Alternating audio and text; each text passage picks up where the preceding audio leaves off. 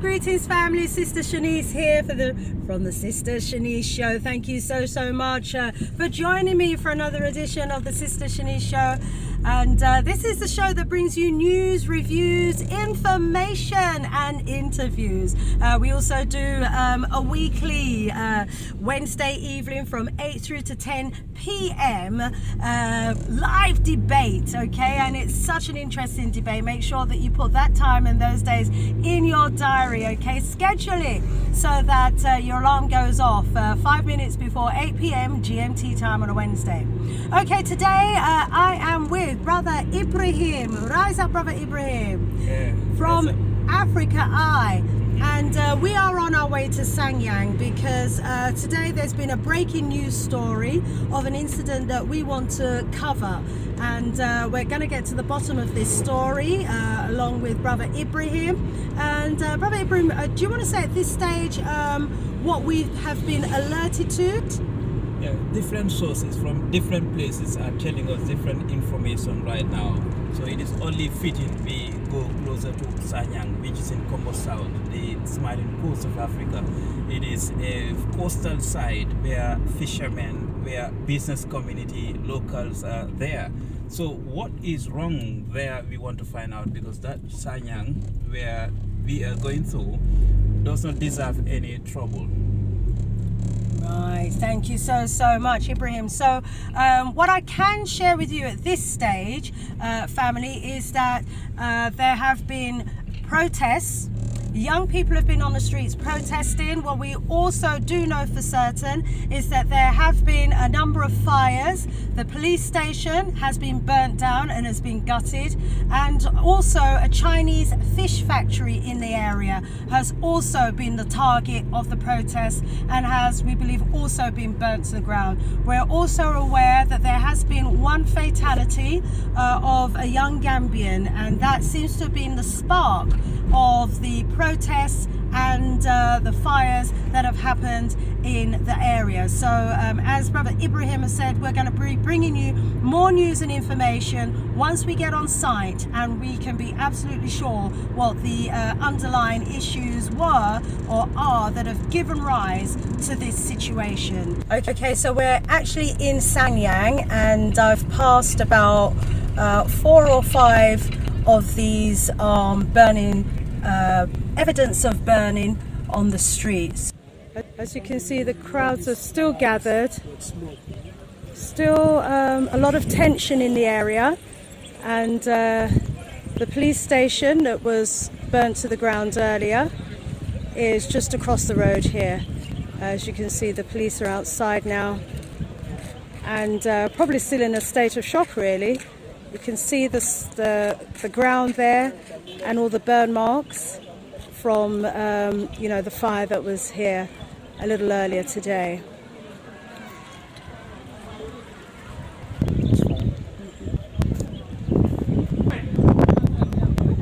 There is still a large police presence in the area.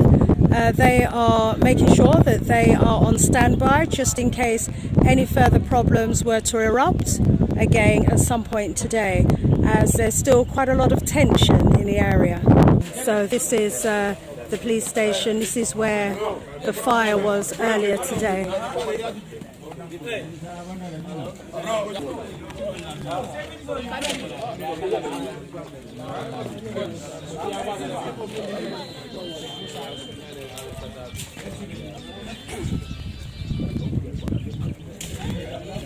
And this is a police station that was burnt today by the rioters. As you can see, there's been quite extensive damage.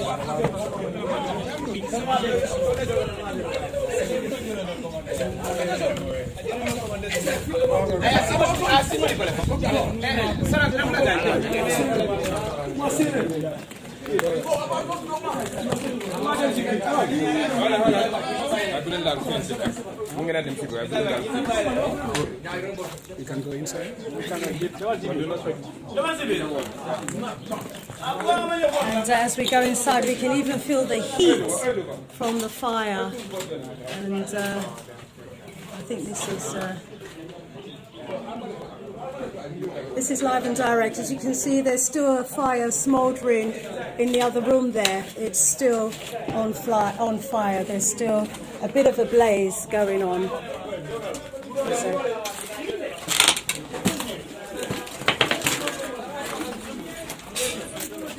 this was the Sanyang police station. Wow, the ground is still hot from the flames. There's a fire still blazing here.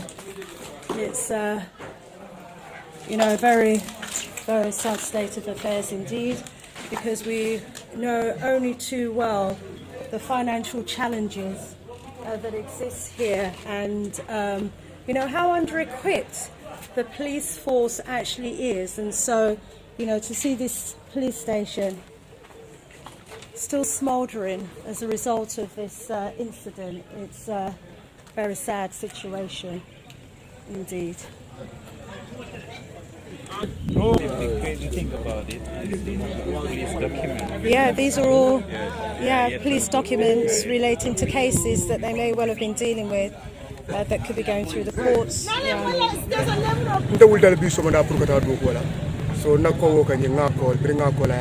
you translate for me, please? Okay. So his point, this is the name again. Yaya's point is such that they are not only angry for the death of Gibril Ceesay, and the village now feel that there are a lot of deaths that nothing is coming out of it. So this is not the first time. Not long ago, according to him, a woman was murdered. They could not find the murderer. And then a small child was also killed. And this time, Gibril is just 1 year old in marriage. He celebrated his first child last month. So this is the shocking, emotions that really brought the whole youth out to demand for justice. So once they get the justice, there is no need to see all the youth you see in the background. So that is the message. If government is not taking action according to the youth man here, that they would not go home. We're on our way to the Fishmeal Factory, just going past Kobisala Nursery School. Not too far now from the factory itself. Okay, so these are the Fishmeal Factory. The smell of burning is strong, isn't it?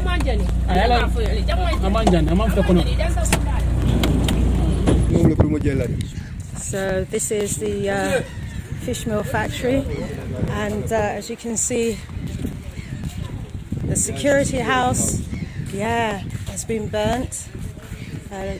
The door ripped open, and we can see that this is where their offices were, and all the offices have been burnt. Wow. So these are the Chinese Fishmeal Factory offices, ravaged earlier today. The extent of the anger is evident, and obviously the despair that must have been felt, why young people felt they had no alternative but to resort to this.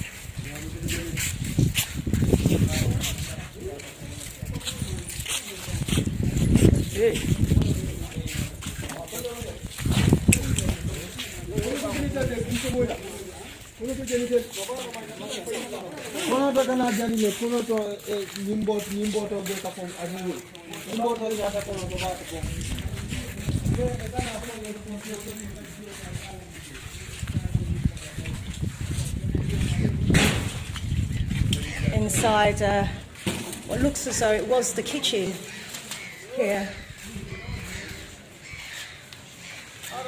at the Chinese Meal Factory.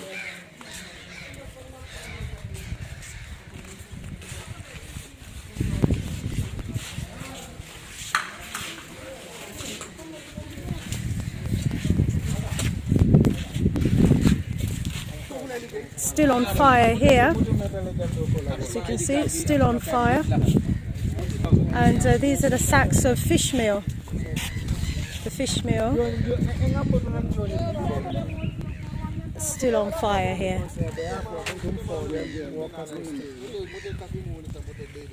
That's the freezer. It's giving off an awful smell. Powder fish. So, I mean, this is what this factory does. It takes the fish from the sea, powders it, sacks it, and then sends it to China, where one report I heard was that it was fed to the pigs.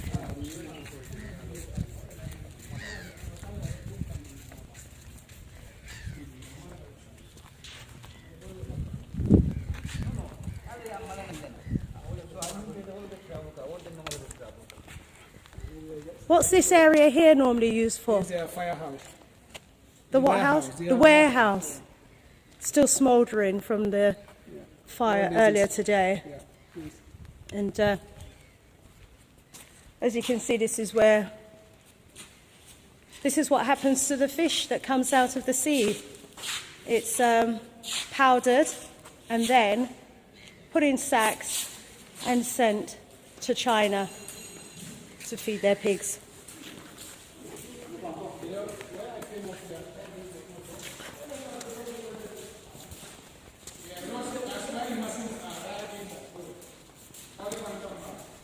Okay. This is inside the Chinese Fishmeal Factory, March 2021. And this is the factory itself. As you can see, the equipment is still intact, and it's a very smoke-filled room. But this is where ordinarily the fish would go through the process of being powdered down and then put into sacks.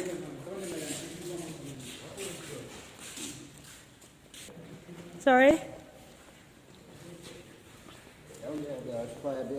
Oh, there's a fire down there? Oh, yes, yes, we better not go there. In fact, let's go out just in case there's any diesel that's motoring these engines that could catch a fire. So let's leave out of here. It's very smoky. There's a fire down that end as well. So, yes. Huge amount of fish. Can you imagine the number of fish that must have been powdered to let's have a look at the powder itself, shall we? Wow. Fish, powdered fish. My understanding is that the Chinese had to run and leave this place today. Such was the anger amongst the people. Still some smouldering going on, and you can see around there a bit of a fire still happening here. And we can see from the outside earlier today how high the fire actually was blazing. Woo.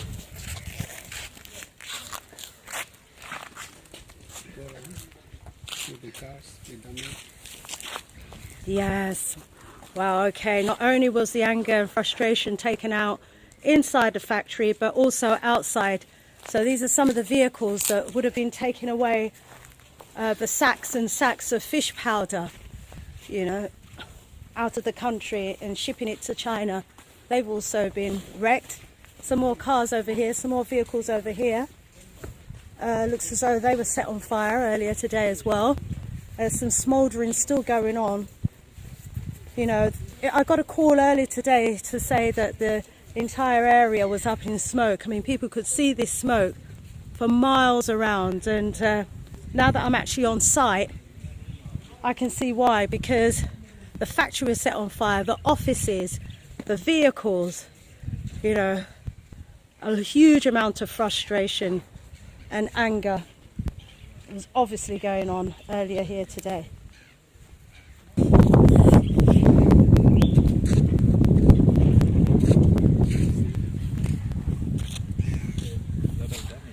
A lot of damage, you know. That's the extent of the frustration that people have been feeling for years now, not just today, but for years. And you know, this is the straw that broke the camel's back, this particular incident, because you know, we were saying in the car, he was such a young man, you know, the victim was such a young man, got married less than a year ago, just had a baby, had a naming ceremony. When was the naming ceremony? 1 month ago. Just a month ago. And now he's dead. And the feeling of the local people is that had this factory not been here, then the culprit, the individual who was responsible for the murder, you know, would not have been in the country, would not have been here either. So this was the quarters where the workers... Okay, let's go around. As you can see, this has all been burnt. Huge amount of damage. Obviously, the Chinese will be calculating the cost of the damage, but there's an even bigger damage that's been done to customer relations and relations with the local community. It's clear that, you know, they don't want this factory reopening. Inside one of the living quarters of one of the workers here at the factory. Let's go along. You can see the living quarters of others. Windows smashed out. Fire. Everything inside just burnt. The smell of the fire is still very much thick in the air as well. Here we go. This is double-sized living quarters. Still smoking.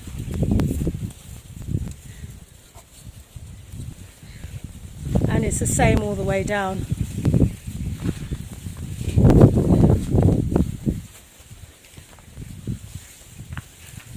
And it's the smell of melting metal as well. Still smouldering. In places still on fire. Wow. But you can tell earlier it must have been a raging fire, because, you know, just look at the floor. From the floor to the ceiling. Windows blown out. Wow.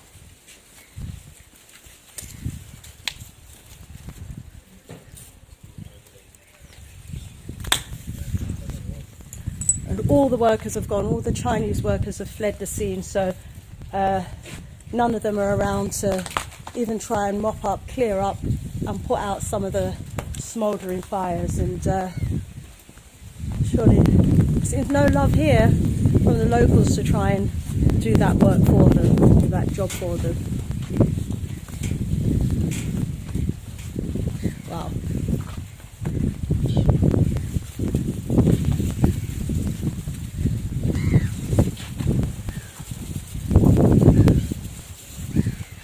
Evident of the tempers that was just raging earlier today. Oh, there's some soldiers on site by the looks of it. Okay, so they've come around now. Yeah.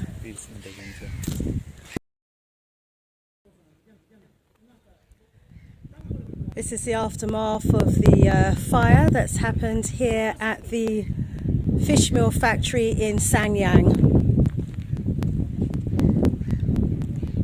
hundreds, possibly a few thousand sacks of fish meal here that have borne the brunt of the frustration and the anger that young people meted out on the site itself.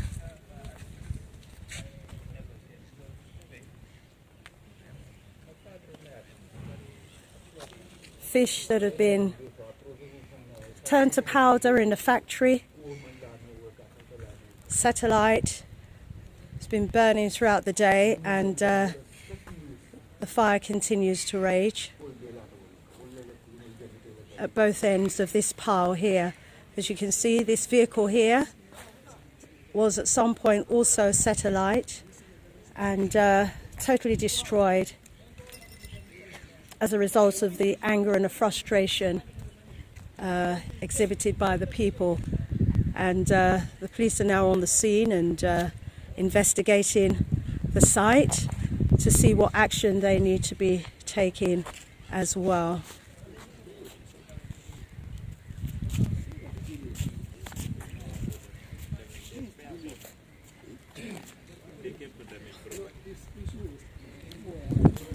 This piece of equipment here would have been an important piece of machinery, an important factor in the whole process here. As you can see, that won't be going anywhere for a while. Windows have been put out, tyres busted.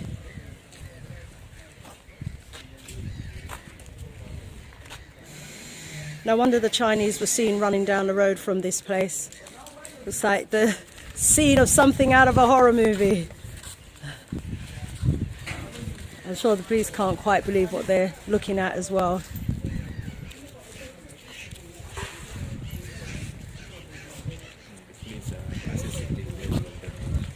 Yes, they're assessing the level of damage caused here.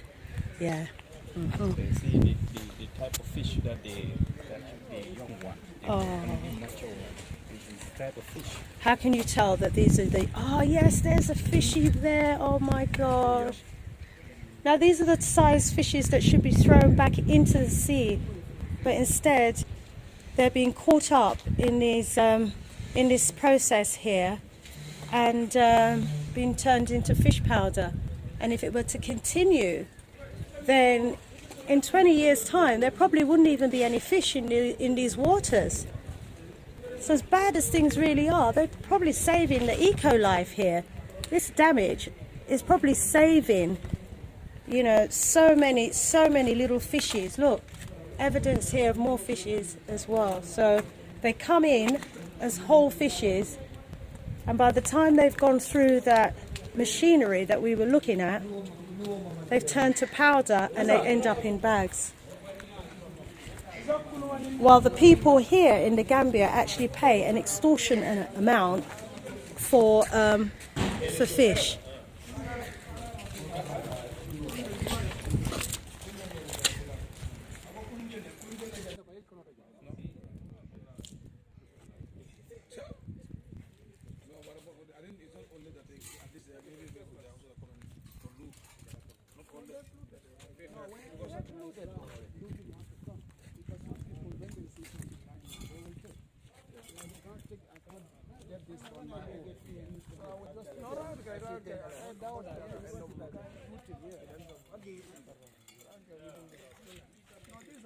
One can use it because they have to have a cleaner. Yes, face mask.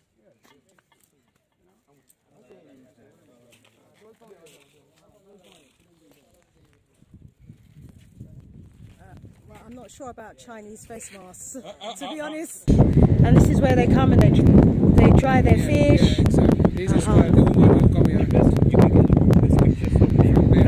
Okay. Yes, thank you very much. Yeah.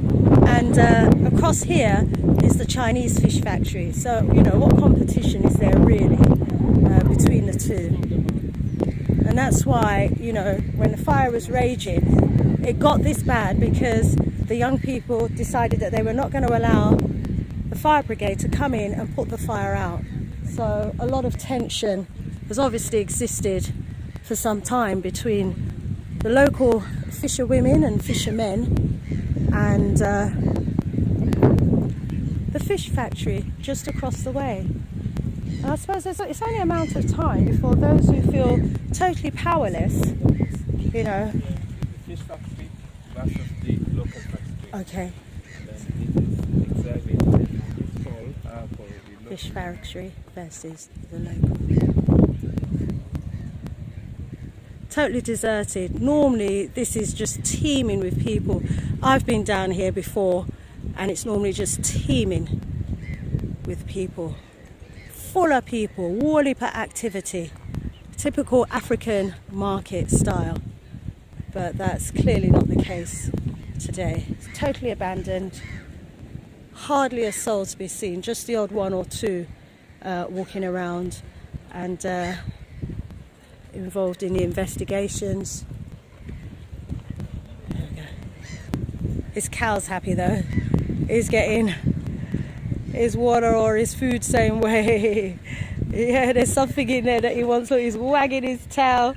He's happy. I hope your mouth ain't stuck. No, it ain't stuck, but he's got what he wanted out of it.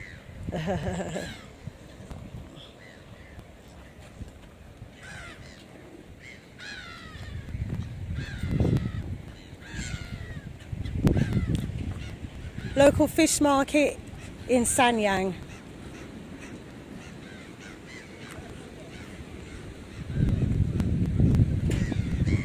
The local fish market in Sanyang has also, as you can see, experienced, you know, the brunt of some of the frustration of the young people in the area.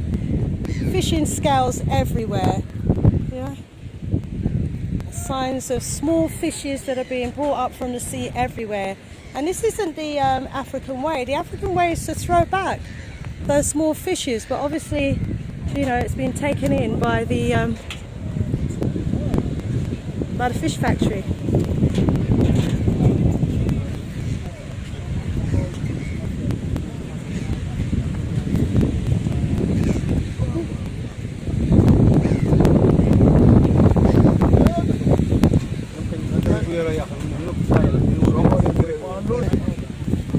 Okay, as you can see, not only has the factory been burnt, but this work area here has also been burnt. Apparently, this is the site where many of the workers who work alongside the factory actually do their business as well. So we can see what's going on here.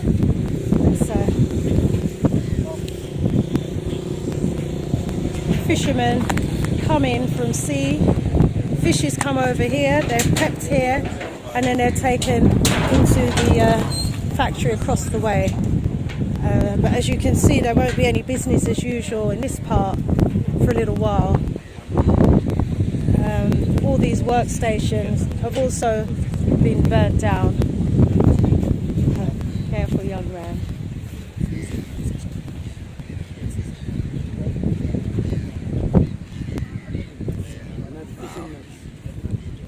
Can still feel the heat from the fire. Wow. All this in a day. What a difference a day makes, eh? Wow. This is people's livelihood. You know, look, you can see that these are fishes that were obviously dead because they'd come out of the sea already, but fishes that have been burnt alive. Well, no, they weren't alive, but burnt fishes. Oh,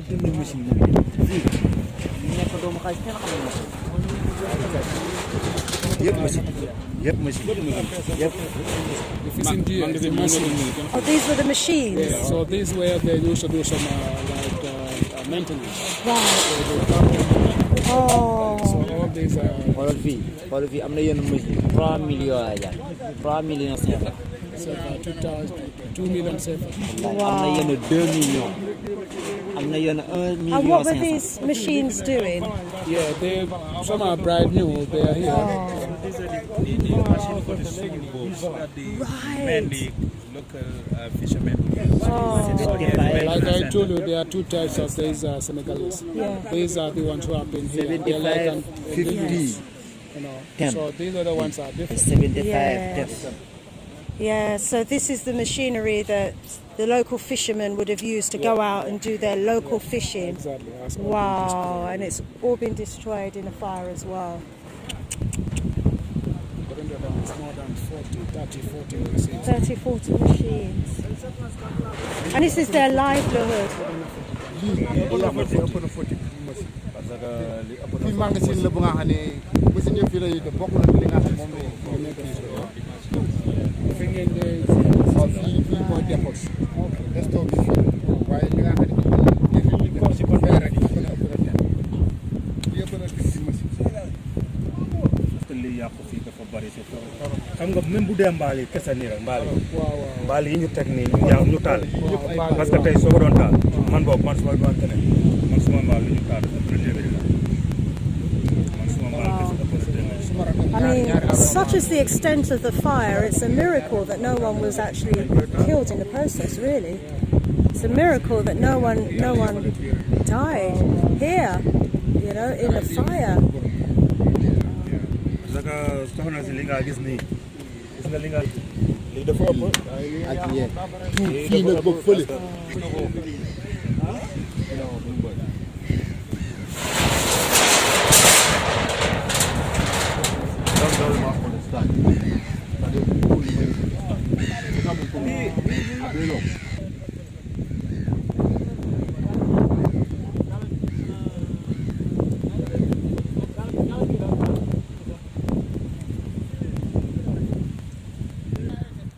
I mean, what is your knowledge of this place here? What is it normally like?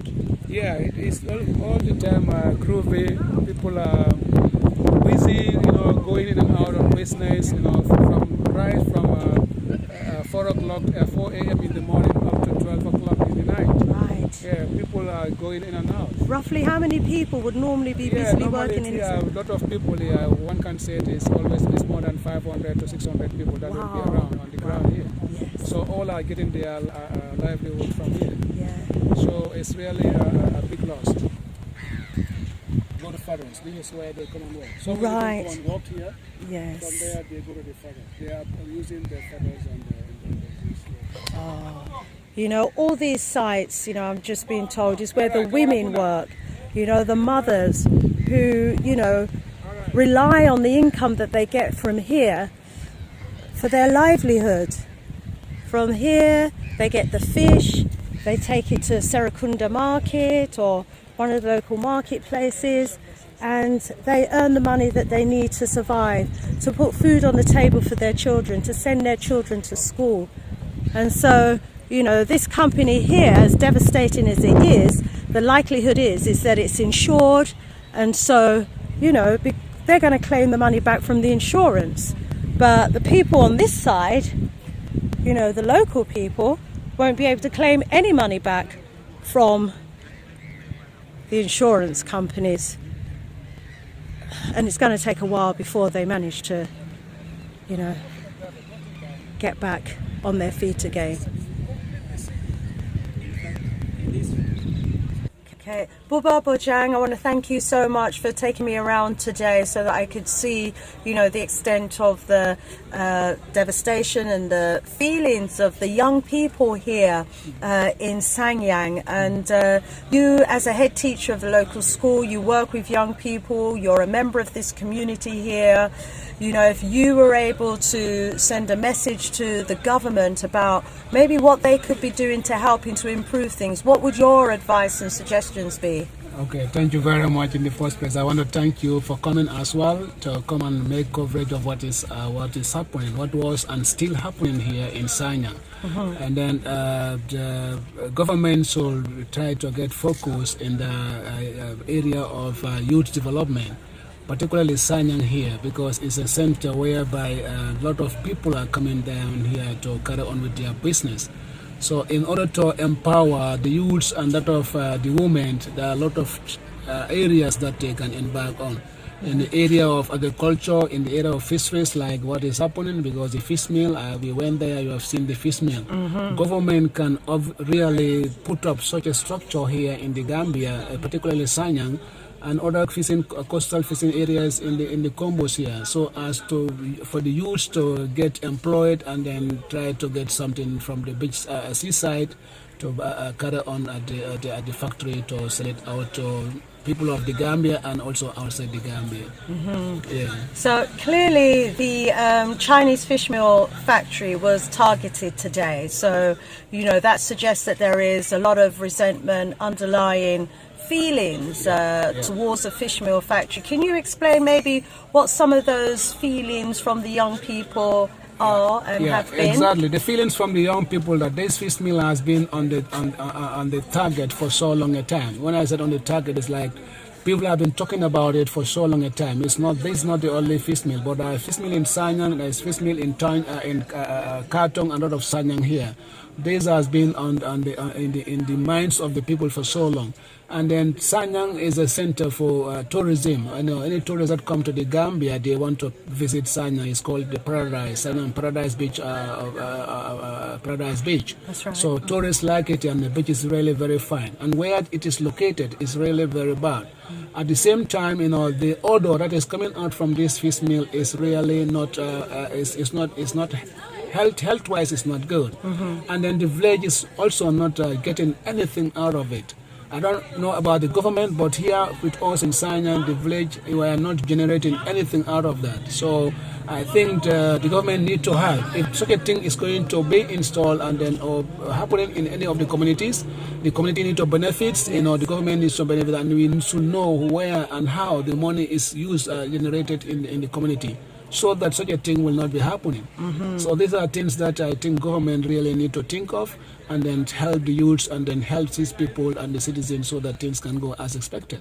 I think that's really, really good advice, because I'm sure the factory is making millions and millions, and some of that really ought to go back into the community, go back into improving the quality of life of people here, giving jobs and opportunities to the young people. And if there was that two-way relationship and that benefit, then I'm sure this wouldn't have happened. Exactly. Absolutely agree with you on that. It will So not happen. now we're in a situation where the government has had to deploy soldiers and police. There's a heavy police presence in the area. All of that is at a huge cost to the country, and that's money that could really have gone into just improving jobs and opportunities here. And maybe the factory itself could have contributed, or ought to be contributing, towards the infrastructure within the area. Exactly. Because I could see on one side of the road where the factory was, huge amounts of machinery, equipment, and a lot of development there. And then on the other side, where you've got the local fish factory, I mean, it's just scanty bits of wood and and hundreds of women there would have been working there on a daily basis, trying to make a bit of a livelihood. Why not, have them contribute towards improving, the infrastructure? That's why, that's what I said. I said they need to empower, youths and empower the women, folk. And doing that, that is infrastructural structures also need to be put in place so that their work can be easily for them. But if not, work is going to look at those things that you have seen is all made locally. And there is no security there. That's where they live. There's fish and other stuff to go home and like that, which is not safe. So in coming back again, you see the rate that there is no security. There is nothing like that. When they work day in, day out, they'll be at the beachside as early as 7, 8 o'clock, and then stay there up to late in the evening. By 8 p.m. That's the time they start coming up. So government need to empower, the youth. They need to empower the women, and then this factory also need to get back to do something in the community. That's their responsibility. That's their social cooperation. They need to do that. Even the roads to the beachside is hard to reach. It's difficult to drive and go to the beachside. So all those things need to be in place so as to make things fine. Then there are people see to that. Yes, we have a factory, we have this, we have that, but they are also generating back to the village and then to see to that there is that development going on. In doing so, we'll have a better life. But apart from that, if that is not in place, it's going to be difficult for us to stay in life here in Sanyang. Well, I certainly hope that the government does take on your advice. It definitely is good advice. There's a lot of young people in the area, and what we want to ensure is that they are actually benefiting from the millions and millions that's been earned from here. And obviously there needs to be some regulations regarding the size of the fishes as well that are poured in, because I saw baby fishes there, and that can't be good for the environment, for the marine life, or for the future of fishing in the Gambia if small baby fishes are being taken out of the sea. So lots of good advice there, a good suggestion. Thank you so much for today. It's been a pleasure, you know, having you take me around. And I will be back. You're welcome. To meet you again. Alrighty. So thank you very much for coming. Like, really, I'm very happy about this whole situation. And anytime you are ready to come here, just give me a call. We'll be ready to get you on board. Thank you so much. Thank you so much. One love. One love. Thank you.